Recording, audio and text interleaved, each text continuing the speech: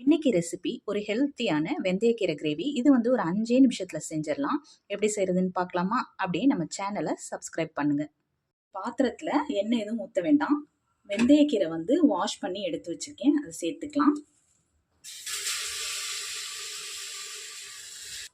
10 பூண்டு பல்லு, 2 பச்சை மிளகாய் இடிக்கல்ல தட்டி வச்சிருக்கேன். 1/2 டீஸ்பூன் மஞ்சத்தூள், 1/2 டீஸ்பூன் உப்பு, 1/2 டீஸ்பூன் ஜீரகம் இதை சேர்த்துக்கலாம்.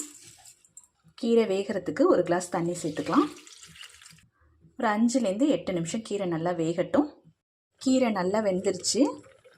தயிர் ஒரு 4 டேபிள் ஸ்பூனும் கடலை மாவு 1 டேபிள் ஸ்பூனும் கலந்து வச்சுருக்கேன், அதை சேர்த்துக்கலாம். தயிரும் கடலை மாவும் சேர்த்து ஒரு 2 நிமிஷம் கொதி வரட்டும். தாளிச்சிக்கலாம். இங்கே ஒரு பேனில் 2 டேபிள் ஸ்பூன் நல்லெண்ணெய் ஊற்றிருக்கேன்.